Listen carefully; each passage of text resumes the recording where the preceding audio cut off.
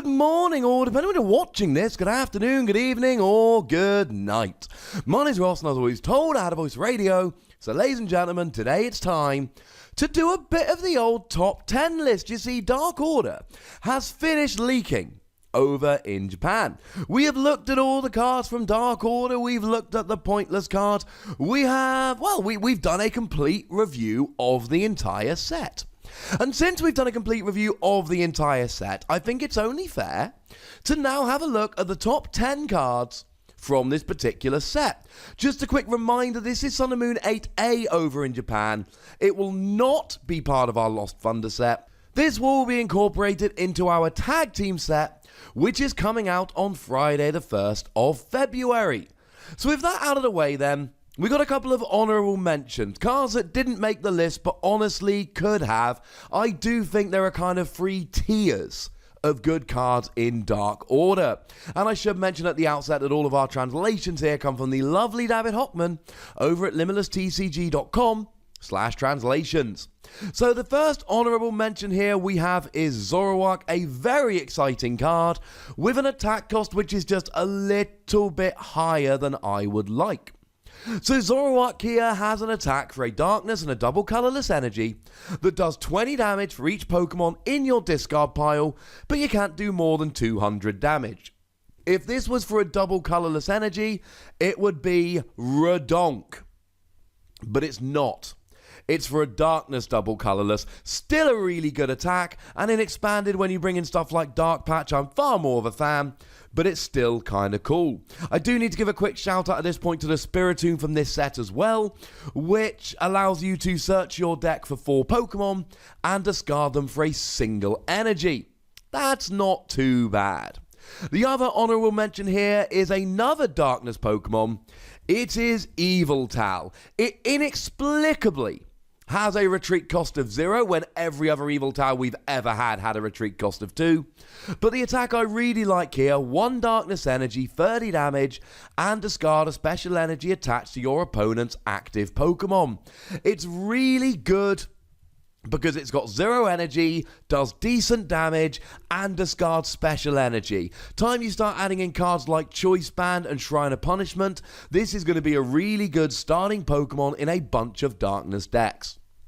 So starting off the top 10 list proper, in at number 10, we've got COBALION-GX. Now, the main attack of Cobalion does not excite me at all.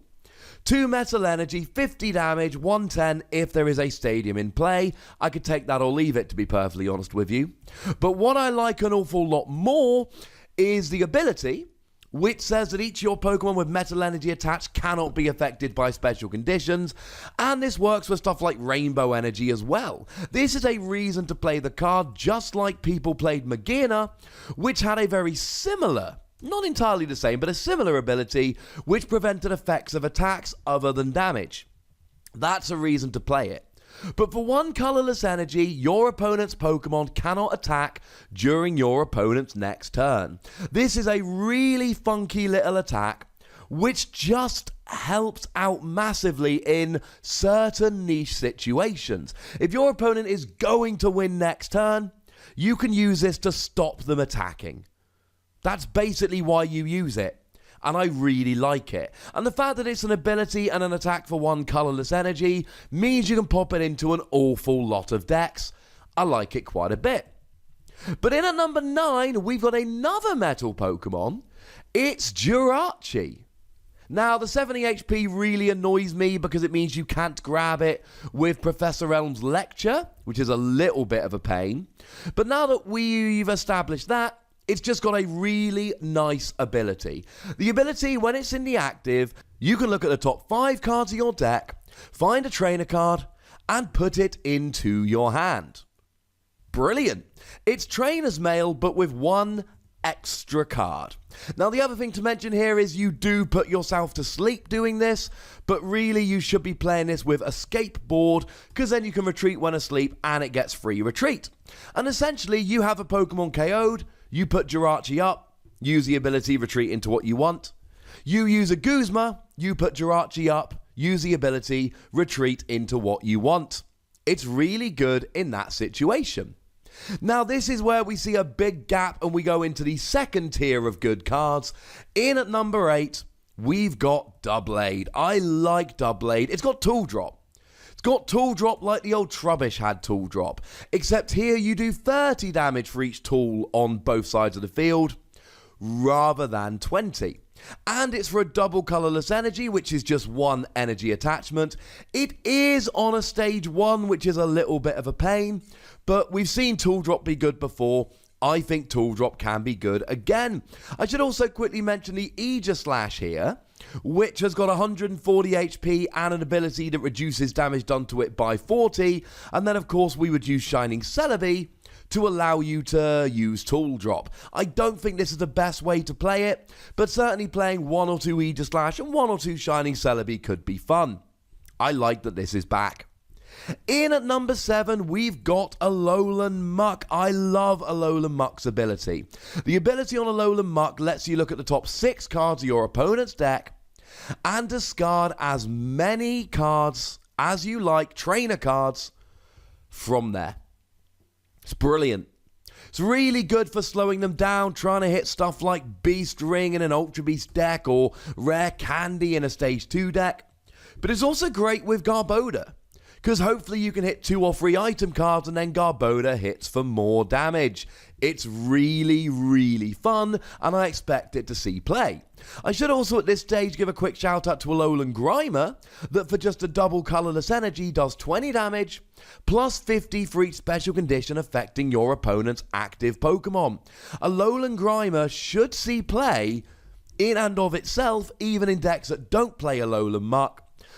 And as much as I do think that's going to be a fun little rogue deck, I could see Alolan Muck being played in Disruption and Garbodor decks, so that's why it comes in at number 7. In at number 6, a supporter card, it's Nanu. Nanu lets you swap any Pokemon on your field for a basic Darkness Pokemon in your discard pile.